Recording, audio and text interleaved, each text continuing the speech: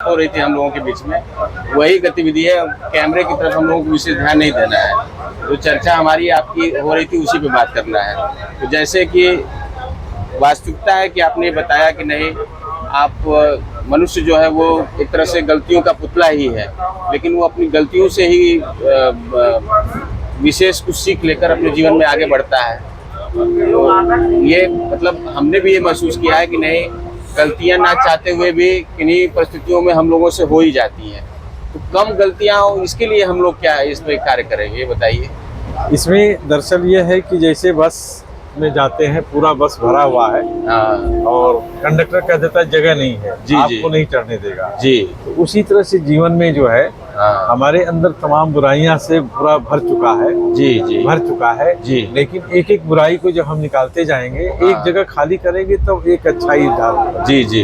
बुराई के लिए जगह हम निकालेंगे तो एक अच्छाई धारण करेंगे, और तो एक एक अच्छाई धारण करते करते आप धीरे धीरे आप अपने अंदर एक अच्छा व्यक्तित्व ढाल लेंगे जी, और एक महान व्यक्ति बन सकते हैं। जी जी। केवल बुराइयों को ही निकालने का कार्य जो है हम शुरू करते हैं तो एक एक अच्छाई आने लगती है। और ये एक क्रमागत प्रक्रिया है, ये अचानक से होने वाली प्रक्रिया नहीं है। ये मतलब अपने आप को उस अवस्था में लाने के लिए आपको प्रतिदिन एक प्रयास देना पड़ेगा। ऐसे हैं जो बिना चाहे, आप नहीं चाहते हैं लेकिन हो जाता है जी। वो कैसे हो जाता है? जी। जो हमारे पिछले जन्म के प्रारब्ध है, संस्कार हैं, कहीं न कहीं उसमें है, वो हमको पीछे खिंचाता है। जी। वो अपने जो संस्कार है उसको उधर ले जाएगा। वो हमारे ज्ञान से परे है, वो तो हमें मालूम ही नहीं कि हमने क्या।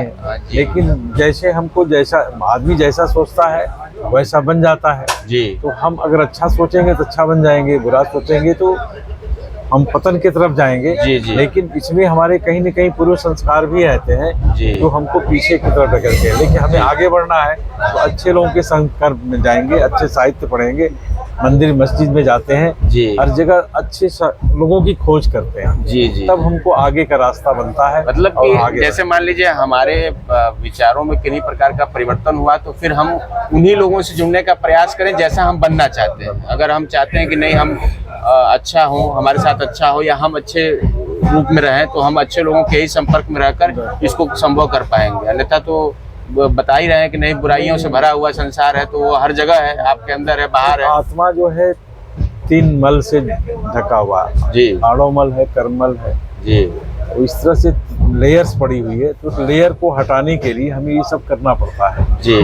जब लेयर हटती है तो जैसे बादल को सूर्य के को ढक लेता है तो प्रकाश नहीं आता है, जी। उसी तरह से हमारी आत्मा जो है इन मलों से ढकी हुई है। जी। तो उसमें से हम जब साहित्य पढ़ते हैं, सत्संग करते हैं या लोगों के विचारों को सुनते हैं तो लोगों के विचारों से आपके अंदर का थोड़ा सा मल हटता है, आत्मा पर के आवरण हटता है तो एक प्रकाश आता है। तब आप उस जो आनंद आता है तब ये किसी ग्रंथ के तरफ जो है झुकाव होता है या किसी साधक के प्रति झुकाव होता है। मतलब हम आपके अंदर एक ईश्वरी चेतना पैदा होती है। जी जी जी। कि हम भी एक ऐसा मानव बन जाए जो महामानव बने हैं उस श्रेणी में आ जाए। जी जी। तब वो मतलब ये है कि अगर हम पहले तो हम उस विषय वस्तु की तरफ जाते ही नहीं है तो हमें उसके आनंद की अनुभूति पहले से है नहीं। हमें लगता है कि नहीं, जिन विषय वस्तु में हम घिरे हुए हैं यही हमारा आनंद है। लेकिन वास्तव में जब उस विषय वस्तु से हम जुड़ते हैं तो हमारे अंदर जो परमानंद आता है, फिर उस आनंद की अनुभूति के लिए विशेष प्रकार के उपागमों का हम चयन करने लगते हैं और हमारा जीवन अच्छा होने लगता है। बहुत बहुत धन्यवाद सर। कुछ इस विषय वस्तु पे आपने चर्चा की और आगे भी चर्चाएं होती रहेंगी। फिलहाल हम लोग नमस्कार करते हैं। सर कुछ कहना चाहते हैं? हर व्यक्ति के अंदर जी ईश्वरी तत्व है। जी जी। लेकिन वो समझ नहीं पाता है, और जो समझ लिया है वो आगे बढ़ता है। जी। मतलब आप छोटा शिव है, वो बड़ा शिव है।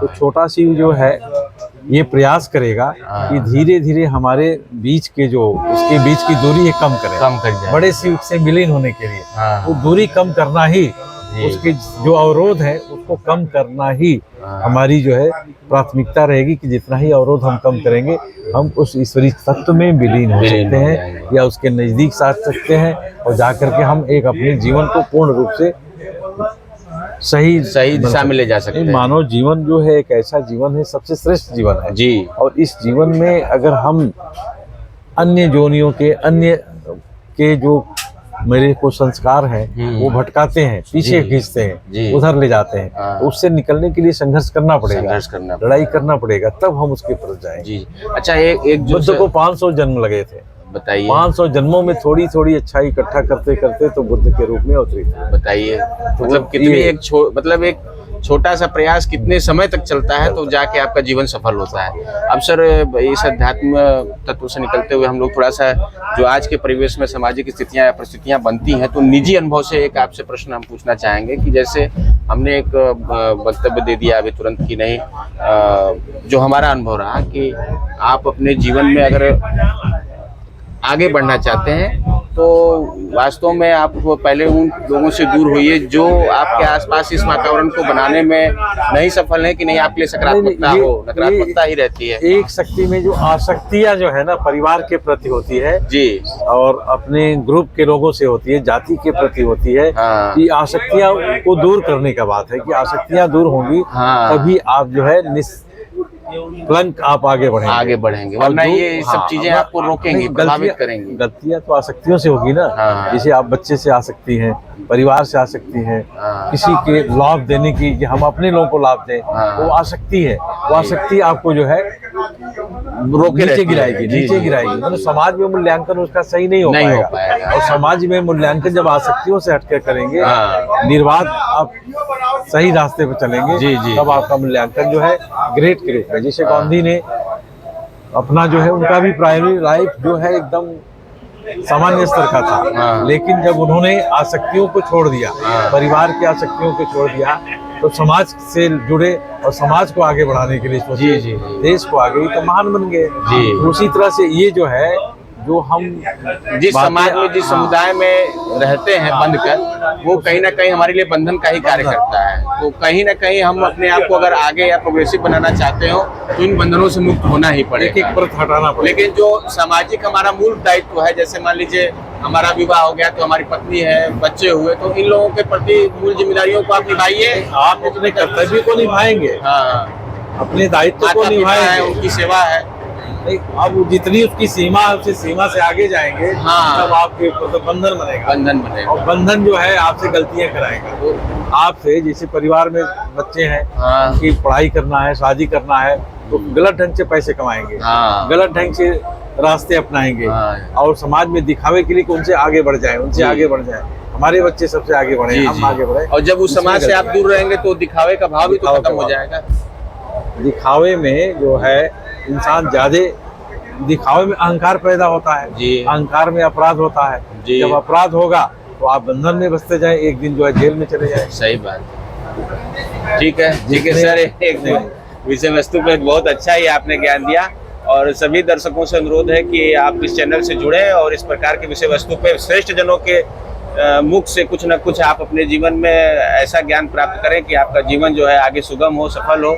इसी के लिए ढेर ढेर सारी शुभकामनाएं आप लोगों को। धन्यवाद।